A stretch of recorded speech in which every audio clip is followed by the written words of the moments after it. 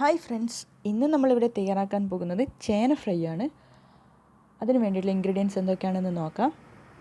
ചേന ഞാനിവിടെ കട്ട് ചെയ്ത് വെച്ചിട്ടുണ്ട്. കുറച്ച് കട്ടിയിലാണ് കട്ട് ചെയ്ത് വെച്ചിരിക്കുന്നത്.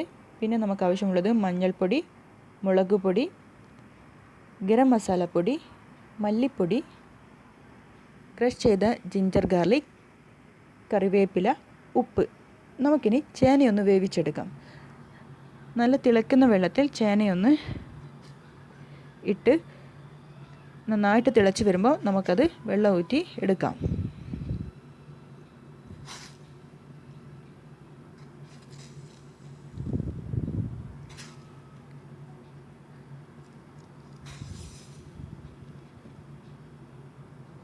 ഒരു 2 മിനിറ്റ്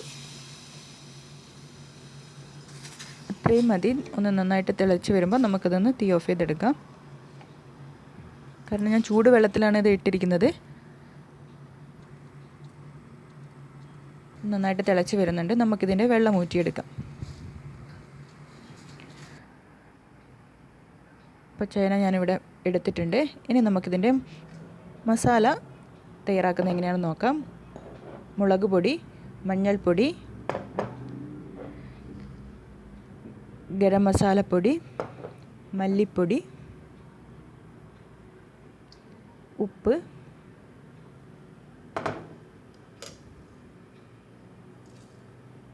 കുറച്ച് വെള്ളം ഒഴിച്ച് ഇതൊന്ന് മിക്സ് ചെയ്തെടുക്കാം.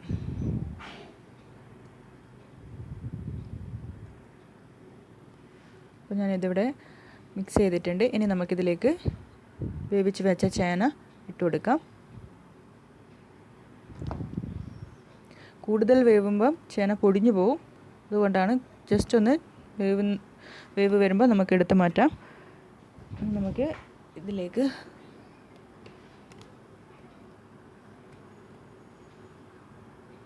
മസാലകൾ നല്ലവണ്ണം എല്ലാ സൈഡിലും കിട്ടുന്ന രീതിയിൽ നന്നായിട്ടൊന്ന് മിക്സ് ചെയ്തെടുക്കാം.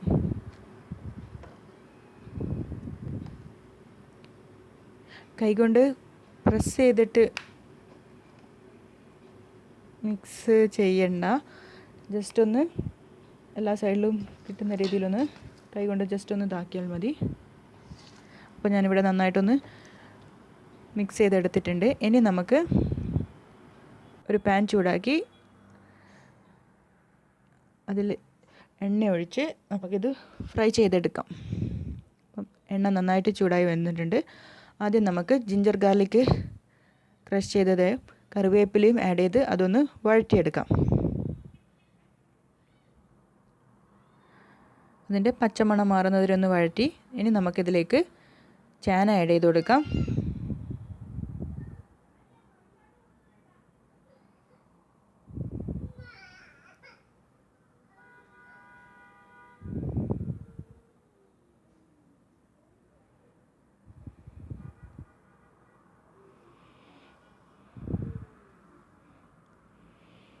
മീഡിയം സിമ്മിൽ വെച്ചാൽ മതി.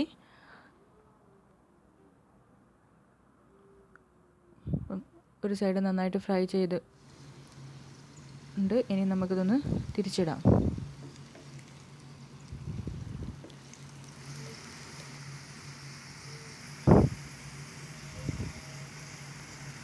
നമ്മുടെ ചേന ഫ്രൈ ഇവിടെ റെഡി ആയിട്ടുണ്ട്. എല്ലാവരും ട്രൈ ചെയ്ത് നോക്കണേ. Thank you.